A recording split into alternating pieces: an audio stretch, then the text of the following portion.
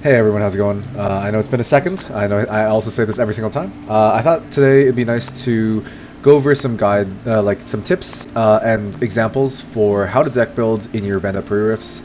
I've been able to attend 3 Prerifts so far, and I wanted to show you guys the decks that I played for each one.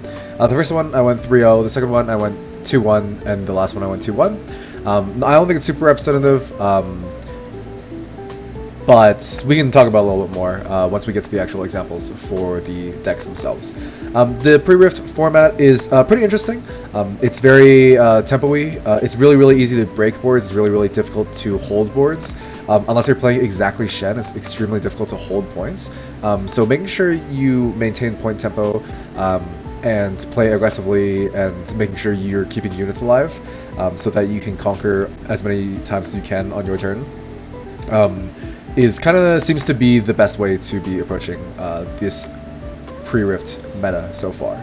But with that being said, I thought it'd be nice to kind of go over some quick deck building tips. So first, we'll just really quickly go over the deck requirements.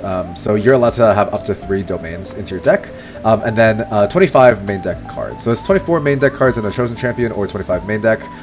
You are technically allowed to go above 25 main deck cards, but I would highly recommend not going above 25 main deck cards, because you're lowering the average quality of card inside your deck if you're going higher than 25. So highly recommend 24 main deck, 1 chosen champion. I would not recommend not having a chosen champion. Signature spells, chosen champions, and legends do not need to match. They only need to match their chosen domains. As long as the 2 colors from the signature spell, and then your chosen champion, and the 2 colors from your legend all fall within the same 3 colors, you don't need to worry about it. You can play any of it. Chosen champions and legends are not required. If you do not have one, you can draw an extra card on your first turn. If you don't have both a chosen champion and a legend, you still only draw 1 card, but you get to predict before you get your draw. Your sideboard is the rest of the cards you open. Most pre-rifts that I've attended, at least, are all best of 1. So sometimes they'll allow you to sideboard before game 1. Otherwise, your main deck is just your main deck. You're still required to have 3 battlefields. You are allowed to use a blank battlefield if you choose not to run any of the battlefields that you opened. Say you open 3 battlefields that don't benefit you at all. You're allowed to just run blank battlefields. I just turn them around so that we're not confused as to which one is blank. You do not need to open your runes. Game Source will provide runes for you to use. Otherwise, they can always use random nonsense like Pokemon energies and stuff like that. You're allowed to use any number of cards in your deck. You're not limited to 3. So let's say you really like Affectionate Poro, you're allowed to run every single copy of Affectionate Poro you own. Say you open 5 copies, allowed to run all 5 inside of your deck. Alright, so with that being said, let's go over some deck building tips. So your turn 1 and turn 2 plays are very important. So I try to have about 4 to 5 2 energy units. The faster the deck wants to go, the more 2 energy units you want to have. And you also want to have like a good number of 3 and 4 energy units as well. I was looking through the footage that I was able to capture for my 3 pre-rift decks, and I usually ended up with about 12-ish cards that were between 2 to 4 energy and were units. And then like the spells and gears I'm not counting. So specifically 2, 3, and 4 energy units, my deck would have about 12 to 14 of them total. And then usually about 4 to 5 2 energy units as well. If you think about the math of it, I'll do the math really quickly. In constructed play, 39 card decks, you usually run about 8 2-drops. So that is about 1/5 of your deck. With 24 card decks, 5 2-drops is roughly 1/5 of your deck. So you can generally aim to have around 5. Sometimes I go to 4 just because there's a lot of times that you're going to be playing with a legend, so you're able to draw 1 additional card. So the chance that you hit the 2 energy unit is a lot higher. So I sometimes cheat and go to 4, but I generally would aim for about 5. There's also the chance that you miss the die roll and you end up going second. So having a lot of 3s is nice as well, because it means that you're going to whiff a lot less when you're going second. Combat tricks are basically removable in this game. There's not a ton of combat tricks in this metagame. The action and reaction speed interaction in this format is very limited, very not like very strong. So just know that combat tricks are basically removal. Hard removal and damage removal are usually premium in other TCGs. Combat tricks are basically just as good in this game since you do so much unit combat, and unit combat is so like relevant. Damage doesn't stick on your units, they heal afterwards, so being able to kill a 5 might unit with a 6 might unit means that you keep your entire 6 might unit and they lose their entire 5 might unit. You're not left with like a 6 might unit with 5 damage marked on it or something like that. Try not to get cute with combos, synergies, and tempo cards. Limit combos to where cards are limit combos where cards are only good together. Make sure all your cards are like at least functional on their own. Example of combos are things like Rage Amplifier plus Profiteer. Is that what it's called? Profiteer? This like crazy card that has super high empower cost, and I'm going to use Profiteer to be able to unempower something I own and then empower this Rage Amplifier, so that's good. Problem is, Rage Amplifier is actually not that good of a card on its own without empowering it, and empowering it's so expensive that it's a really difficult card to be playing in your deck without having this type of combo. So I would highly recommend staying away from cards that require combos in order for the cards to actually be good. An example of tempo, cards that are like too slated towards tempo is something like the Renekton Legend. This Renekton Legend lets you cheat out extra energy and nerf your own rune base in order to do that, and I would highly not recommend doing something like that. I've opened the Renekton Prerift kit twice now, and I've played without a legend both times. It's just not worth sacrificing the tempo. I'd much rather just get a card. Cards are good in card games, so you just want to have more cards. And the tempo is generally not worth it because you can only win so fast in Riftbound. Riftbound, you have to usually win on turn 5 or 6. Like, nerfing yourself super early is just like not worth it. So yeah, just try to stay away from super combo-y, super tempo-y cards. Put the good cards in. As you start off playing the game, you're not gonna have like a really good idea of what good cards are. Like you're gonna have a hard time like evaluating cards. Generally, the way you want to look at it is how narrow are these cards going to be? In how many situations is this card actually good? So cards that are super expensive, sometimes you'll just lose the game before you get to play it. Cards that have really high power costs, they might have a payoff, but sometimes they just die, and then you just lose out because you invested too much into this. So things that you don't require a ton of investment, have just good stats for the cost, do good things, remove units, or just put more bodies into play are generally the good cards. Lastly, the last tip, this one's a little bit higher level, a little bit more difficult to understand, but this is something that you want to approach as you get further into playing these Prerift kits and building these decks, is you want to have a general game plan of how your deck is supposed to win and how fast you're supposed to win. An example of decks that want to be really fast is Kennen. This purple-yellow legend, generally the way it works is you generate as many bodies as you can, and then you try to conquer a return. You don't care about holding. So you just go like 2, 4, 6, 8, win the game, call it quits, end the game in 5 turns, something like that. And that's an idea of how fast your deck wants to be because you only have so much energy you can play. If we're going seconds, we have 3 mana on turn 1, 5 mana on turn 2, 7 mana on turn 3, 9 mana on turn 4, and 11 mana on turn 5, if you do not recycle at all. So you're looking at like 25 mana or something like that. So there's no point in putting like a 12 mana card in your deck because that's half the amount of mana you're going to have access to for the entire game. So you want to have a general game plan of how fast your deck is supposed to win. If we want to look at the other side of things, something like Shen ends up playing really slowly because it's a hold deck. There's not that many hold decks, and generally hold decks, instead of going 2, 4, 6, 8, it'll be like 1, 2, 4, 5, 6, 7, 8, something like that. Like it'll take instead of ending the game on turn 5 or 6, it'll end up ending on like turn 8 or something like that. So it wins a lot slower, and then you're allowed to play more expensive units, try to get a little bit more value, and try to bleed out your opponent because they just don't have enough stuff on the board to be able to take over your board. So your deck composition, you want to have like a good number of turn 1 and turn 2 plays. So try to keep the average cost of units around 3 to 4 energy. I say 3.5 is a great place for the average unit to be inside of your deck. 3.5 to 4. I have 8 to 9 turn 1 to turn 2 plays. I think that's maybe not entirely correct. My deck usually ends up being around 12 to 14 cards total. in the 2 to 4 energy mark. This is especially the case for this pre-rift format because it is so fast that you want to keep the curve, like the general average cost of all your cards, as low as reasonably possible without doing nothing and losing the game. You want to have about 15 total units minimum. I try to aim for about 17 to 19 units. I think 17 is probably where you want to be in this format. You can cheat and go a little bit lower if you have spells that summon units, because those are effectively units, right? Your remaining slots are for your non-units, so this is your gear and your spells, so things like combat tricks that are able to pump your units up bigger or make their units smaller. Hard removal, combat tricks, example, Tools of the Trade, that's something that, or Tools of the Empire, 4 energy gear that taps and gives your guys +2, or if you empower it, gives your guys +4. There's the 2 mana orange pump spell that gives +2 at action speed, or +4 if it's empowered.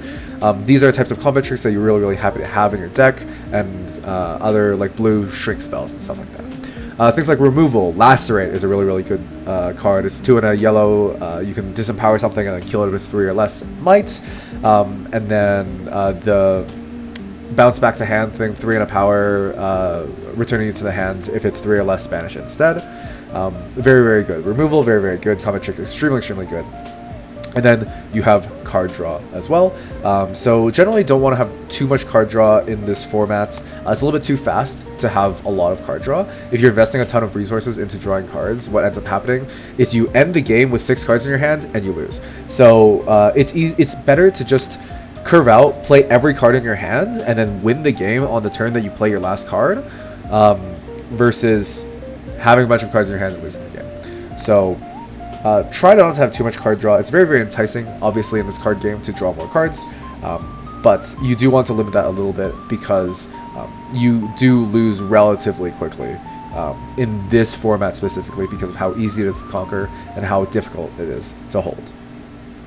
But yeah, so that's the quick deck building tips that I had for you. I have 3 pack openings plus deck constructions that we can go over right now. Alright, so the way we're going to do this is I'm just going to quickly go over my thoughts and kind of what the goals are for while I construct the deck in the background here. I have 3 total videos that I can show you guys because I've gone to 3 pre-rifts. The first one was Renekton, second one was Kennen, third one was Renekton again. It's hard to get rid of these Renekton packs, don't know why. Yeah, so I'll quickly go over the understanding, and I'm gonna do this post opening all the packs. So I know it's like fun to watch the packs opening and stuff, but I don't get any hits anyways, so there's like no excitement to worry about. So we'll skip over that part and just go straight into the deck building. It's a little more informative, and we kind of talk about what the thoughts are. So you've kind of seen the way the board is laid out already. I have all the commons and uncommons split into the colors. The way I do it is Roy G. Biv, so red, orange, yellow, green, blue, purple, in the 6 colors. And then I have the rares and the legends on one side, the battlefields and tokens and stuff on the other side. And then, yeah, I just have everything sorted into piles, just to make things easier for me when I'm actually going through and organizing my cards, organizing my thoughts, kind of come up with deck ideas. So the first thing I do is I look through the rares, just because that's obviously the most interesting part, and rares are going to be the ones that are going to be pulling you into their colors, right? Like if you have a really sick rare, you're going to be wanting to look towards building towards like that color, because you really want to play this really exciting rare, stuff like that. So obviously I look at the rares first, see if there's anything that stands out that makes me want to play their colors. Then this time I looked through the battlefields. I was kind of just curious to see what battlefields I had and kind of get a first pass at what I'm working with. Battlefields aren't super important. Normally I would look through them last. Now what I do, so I have the Renekton seeded pack on here. So I'm assuming that I've been playing red-orange.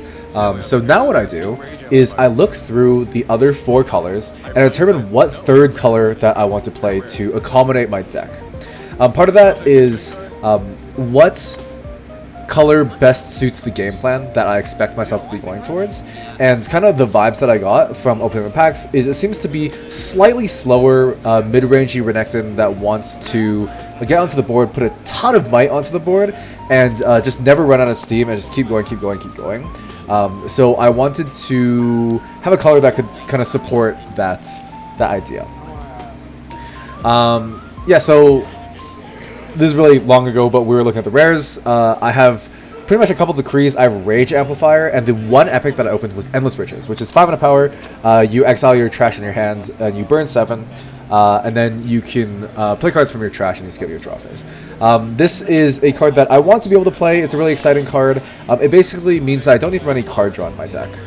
I can just run that card and use it as my card draw. So now what I do is I look through my colors, and what I'm trying to do is basically simplify my board. This mat is super cluttered, and I just want to get as much off this mat as soon as I can, just to make it easier for my brain to comprehend what the hell is even going on. So what I do is I go through the vibes that I had opening the packs. I go through the weakest colors first. So here I went through purple, put that straight into the deck box, and then I went through blue straight into the deck box, and then green into the deck box. Now I can just look at the colors that I want to play, which is red, orange, always, and then I looked at the yellow colors and I was like, yeah, this makes sense to me.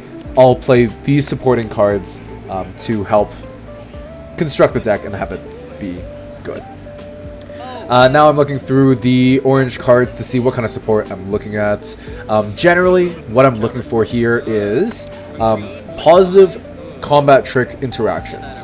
So we have the 2 mana action spell that gives +2 and sometimes +4 if it's empowered. We have the removal spells, so things like the 3 mana empower or 3 mana challenge, essentially what it is. And then I'm looking for good units, good 2-drops, good 4-drops, and then good high end if there is good high end available. So you can look. I have that 6 mana 5 might unit that like gets +2 when it unreadies or when it readies and stuff. I don't want to be playing that type of card for now. Putting it off to the maybe pile for now. This first pass is just putting out cards that I want to be putting into my deck. So there's a lot of like really good cards that I can put into the deck so far. There's a lot of standouts that I've been able to get from this pack opening. My overall packs were really garbage, but the support that I was able to open was actually like quite decent. So there's a lot of like standout spells from Red Orange that are really good, which make the Renekton pre-Rift kit quite good.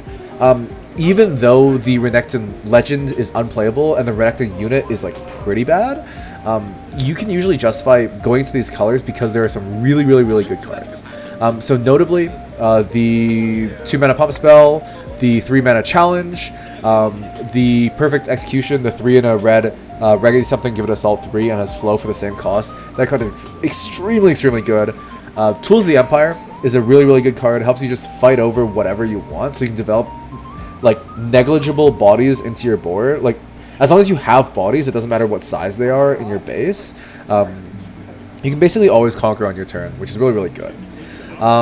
The 3 mana deal 3, you can discard a card to deal 5. That card's pretty decent as well. I opened 4 copies of it in this pool, and very tempting to play a bunch of those, but I end up not really playing too many of them. So the way I organize my cards now is I have the units on the bottom and I have my spells on the top, and I order it in ascending mana value. So all my 2-drops are on like the left side, and then like the 3 and 4 drops are in the middle, and then the 6-drops are on the right. And the same goes for the spells. This just helps the organization and making sure that the distribution of the mana in the deck is kind of how I want it to be. Yeah, so now I'm counting up all my spells and counting up all my units, and I realize, holy crap, I have so many spells. I do not have enough units. So now I'm just trying to look for decent units to put in. This is kind of, you build out the 15 to 20 cards that you actually want to have into your deck, and then you look into the rest of the cards that you have and supplement like the holes in your deck. So what kind of holes are we looking at? maybe I don't have enough 2-drops. Now I go through and look for whatever playable 2-drops I have. Maybe these 2-drops are just vanilla 2/2s, or they're like this, the punching poro or whatever. Like, these 2-drops that are just fine. You usually want to have a minimum of 4, like we talked about. Ideally, you'd like to have 5, but in this pool, I didn't end up really getting any that were great enough to make me go to 5, so I was like, you know, I'm going to play 4, which is fine. Another example of a hole is you don't have enough good top ends. So here, before I put those 2 6-drops in, the only 6-drop I had in the entire deck was Renekton. It's okay to have a really, really low curve, but you want to be able to like have things on the board that are relevant. And 6-drops, obviously, since they're so large, help to do that a lot. So the hole that I identified here was my top end was not good enough, and I didn't have enough units. So the way I solved that is put big units into the board, and I went through the pool and picked up, you know, the 6-drops that are the most relevant. Now, kind of what's going on is there's just too many spells. There's too many spells. You want to have bodies on the board. To be able to interact. Like, it doesn't matter if you're able to remove their units, you need units on the board to actually score points. So I start removing a bit more of the removal. I have a lot of removal in this deck already. So I have the 2 challenges. These challenges are like way better than the 3 mana deal 3 because it hits in the base. Hitting the base is super, super relevant because generally the way that like better, like medium to good players are going to be playing this game is any unit that is on a battlefield, you have emotionally accepted that they are already dead, and if you hold and you untap with them, good, we're happy about that. It's a bonus on top. But generally speaking, units that are on the battlefield are dead. The units that you have in your base are what tools you have for the following turn to be able to interact with your opponent. This is kind of how you think 1 to 2 turns ahead of where the match currently is. Because of that, base removal is so good because it completely disrupts their game plan. You can do things like, what's the card called? Rampage. Rampage the unit in their back, give their unit +2, and then walk in, kill the units that are in the base, and then just kill everything. And then they can't play the game. So now we're getting pretty close to the end of it. I have put 1 Rage Amplifier in. I opened 2. I really wanted to play 2. Don't play this card. This card is completely worthless. I never played it a single time in any of our 3 games. Don't play this card. Just play cards that do good things. Don't play Rage Amplifier. I think the only mistakes that I made in this construction, I should not have played Rage Amplifier. All right. So this is the second one. This is the Kennen precon that I had, and this one's a really, really exciting one. I really loved this deck. I only went 2-1 because I got a little bit unlucky, but that's alright. It was a really, really fun deck. So again, this is kind of the same thing that I was talking about before. I'm gonna simplify my board. Simplify the mat that I have in front of me. I looked at the red cards, they all sucked. I didn't want to play any of them. Put them into the box. Looked at the blue cards, didn't want to play any of them, put them in the box. Now I'm going through green. I'm picking out the green cards that I think I want to play. I already have a general vibe of what this deck wants to be. I'm already purple-yellow, and I have 4 copies of Up from the Deep, which is the 3 mana card that creates 2 tentacles. So the general game plan with this already is I'm going to flood the board and conquer every single turn and win as fast as possible and not care about holding. So what cards from these supporting colors can actually help me towards this game plan? This is because while I was opening my packs, I already knew this is the game plan going in. So now I'm just looking specifically for cards that support that game's plan specifically. So the green cards I pulled out were the 2 Field Musicians and the Resonating Strike, and then the orange cards was the Tools of the Empire and then the Equipment, and like the 2-drop, which is fine as well. Now I'm like reevaluating the green cards. The green cards just like aren't quite good enough. The Field Musicians are really, really nice, but the Resonating Strike doesn't really do a ton. Tools of the Empire is so good, and then like the 2 mana card that gives +2 or +4 is like really, really good as well. And then I also have the rare, which is this Hex Tech, whatever it is, which like empowers and creates mechs. And I was thinking, you know, I can like recurrently get value from the mechs to kind of progress the board state, so that I can have more units to be able to play with. That was the general plan. So I end up not going with the green, and I just go with the orange cards instead. So now we can look at some of the yellow cards or some of the cards that we're playing with. I'm just cleaning up my board because the less mess you have in the board is the easier it is to think, you know. So just want to get it out of there. But yeah, so this pool had 4 up from the deeps. So the game plan literally was just, let's just play as many of these guys as I can. It's so funny being able to play like a bunch of them and just running into the board with 17 tentacles. Alright, looking at the battlefields really quickly, I had 2 of the temples that like burn 3 when you hold on them. My deck doesn't really expect to be holding, but there are going to be times in which you do like incidentally hold, so I'll just play 2 of those, and then a blank battlefield because the other ones don't do anything. Now looking at the orange cards, this is easier because there's fewer of them, so I can just pull out the few cards that I actually want to be able to play. So I pull out Tools of the Empire, the pump spell, the 2-drop because this 2-drop is really good, and then the challenge. We already talked about how good this challenge is. I had like more copies of the weapon. The weapon's like really tempting because like I can equip onto the tentacles and then run in and kill the tentacle and then re-equip onto another tentacle and like walk on. Like it's nice. The first copy is really nice because you can do that. The second copy is like really not nice. So even like the difference between like the first copy and the second copy inside your deck, you need to be like aware of how that like affects. Like if the dream is to be able to just have one of these equips to be able to cycle into your units, there's no point in having 2, right? So yeah, just went with 1 instead of 2. So looking through the yellow cards here, we have Lacerate, fantastic card, a bunch of 2-drops, the 3-drop. We have that 4 and a yellow 3 might unit that like gets +2 every time you play a unit. So I'm playing those out right now because they're like really tempting, right? Like I play my tentacles. This is now a 4 mana 7 might unit. If I flow the tentacles, then it's +6, so it's +8, so it's 11 might unit, right? It's really tempting. The problem with that is like it doesn't hold. It can't hold.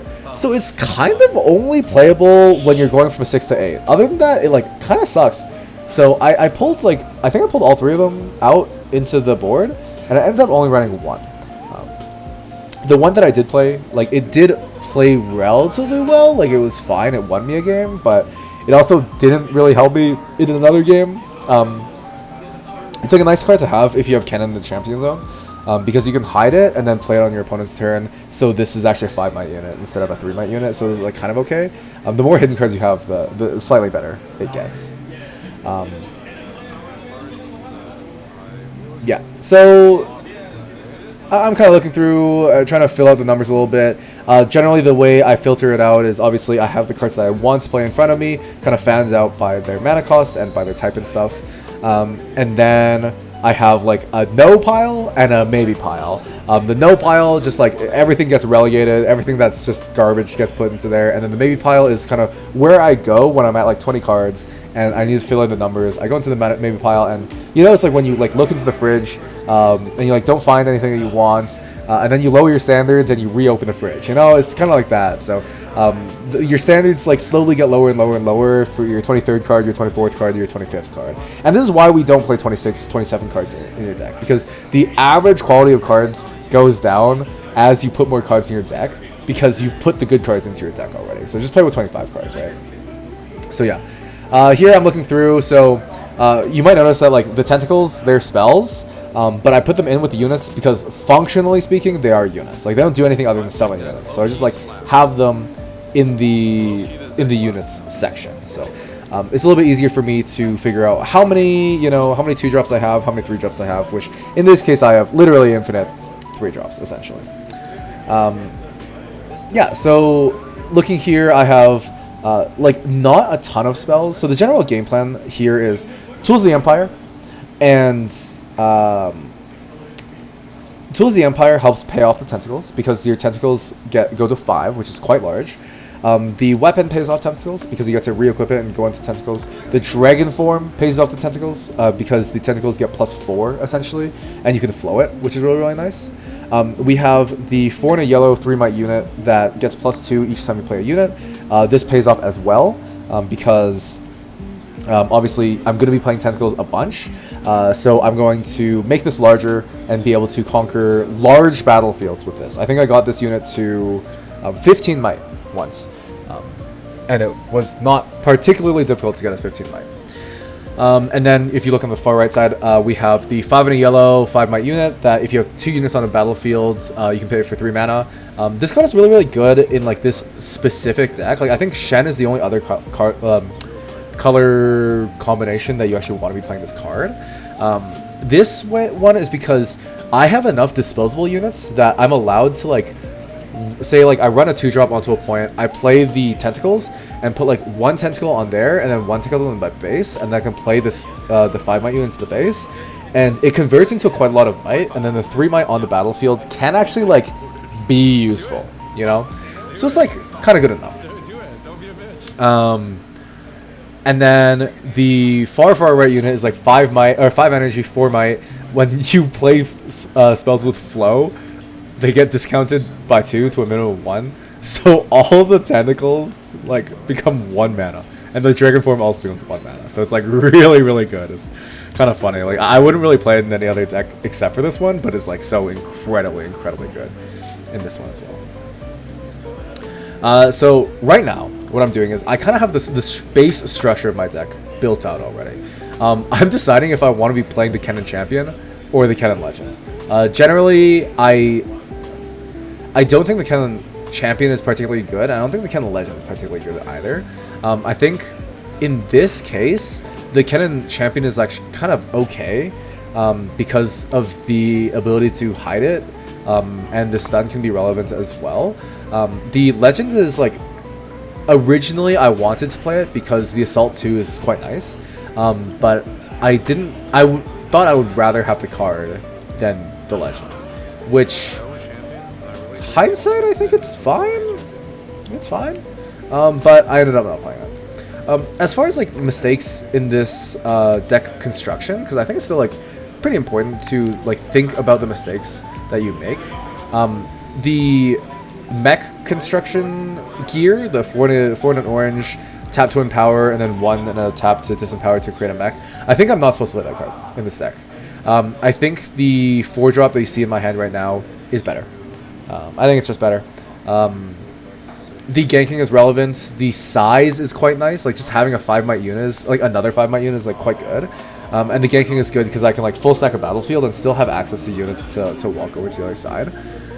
Realistically, I think I could play a Gust Monk as well, just to go to 5 2-drops, because I think 5 2-drops is probably where you want to end up being, and this deck is like quite fast, so I think getting a 2-drop is like getting more 2-drops is quite good. So I think if I were to look back and like redo this draft, I would probably replace the disc with either the Kinku Lifeblade or the Gust Monk. Alright, so going into the last sealed pool that I opened. So this is Renekton again. Kind of hate it. Again, I am not playing with Renekton Legends. I'm going to be playing with just a champion as well. Here, I opened the Akali signature spell, and I also opened the Steel Paws, so I was like, I'm rocking green, red, orange for sure, which made the whole thing a lot easier to decide. You can see me looking at my rares and looking at the pile. I'm trying to figure out if I want to be able to play the Massive Signature spell or not, but I can't. Like I can't play blue. Like this pool demanded me to just follow the Renekton colors and just go orange red. I just had to. So it was really easy in this scenario to like focus on green, red, orange as just the basis for this deck. The only problem with this deck is the champions were really bad. I only had Renekton and Gangplank. I ended up playing Gangplank as the champion. It's just like generically a little bit better. I had 3 of the pump spell that gives +4 if it's empowered. So I thought having an empowered unit in the champion zone was enough to make it like justify putting it in over Renekton. Right now what I'm looking at is how many up from the deeps do I have. If I have 2, I'll play Alawi, and then I realize I have 0, so the purple is going directly into the box, and then the Alawi is going to the box as well. Pretty easy solution there. So this deck ended up going 2-1. It was a little bit unfortunate. So I played without the legends. I was going first into a Jace player in round 1, and I mulliganed 2 cards, and then drew the. So I have 4 cards in my hands. I mulligan away a 3-drop and a 4-drop because I really want a 2-drop, and my other 2 cards are the Perfect Execution and the 2-mana Pump Spell. So I mulligan away the 3-drop that has a power cost on it, and then a 4-drop, like the Empower one that channels you 2 runes. Mulligan those 2 away. I drew a spell. Okay. I'll draw for not having a legend. Draw a spell. Channel 2, draw. I draw a spell. So I'm looking at 6 spells in my hand. I missed my turn 1 play. Pass to my opponent. He plays this 3-drop or whatever. Channel 2, draw for turn. I draw Renekton. I missed my turn 1 and my turn 2 play with 7 cards in my hand. I lost that game. So I think this deck was quite good. I actually had a chance to win that game. I missed the lethal. I was like getting a bit of a headache from wearing the like baseball cap for so long to like record, because this was like I had 2 on Saturday, right? This is a Saturday evening one. So yeah, I just like missed the line that I was supposed to take, which is a little bit unfortunate, but yeah, it ended up being good. I had a lot of fun with this deck. I thought it was really good. Yeah. So the general idea with this deck is I have 3 copies of the 2-mana Pump Spell that has +4 if it's empowered. So right now the goal is, okay, how many Empower units can I put into this deck that are actually usable?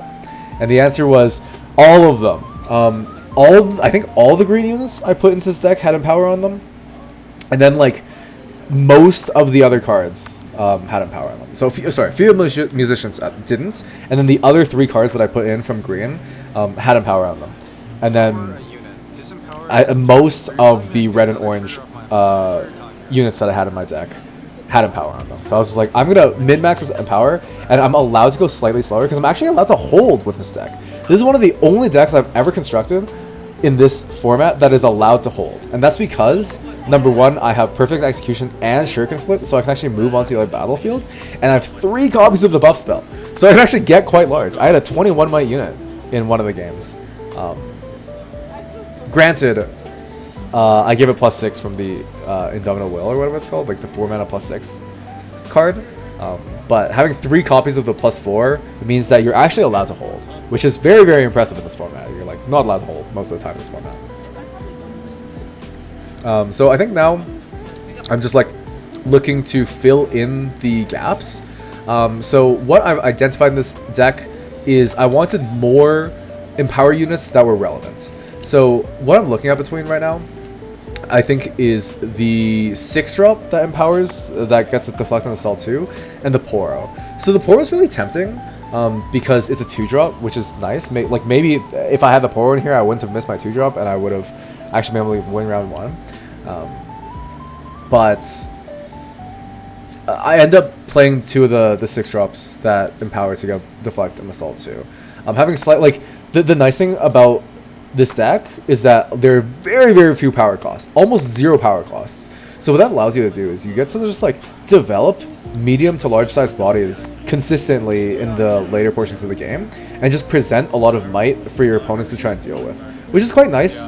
Tools of the Empire can only be used once per turn, so it's even though that's in every single deck, you can hold against it with just enough might. Like if you have 15 might on the battlefield, it's still like relatively hard for people to get through. So yeah, just looking at the battlefields, I ended up doing the Protective Sands. I triggered it once.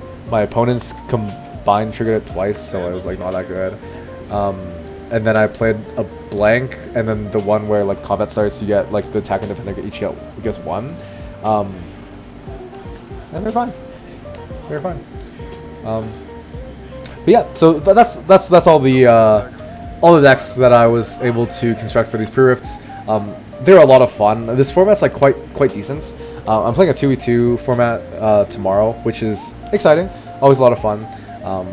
But yeah, I hope you enjoyed watching it. I did record some number of the games. I recorded 2 games of the first one and then 2 games of the second one.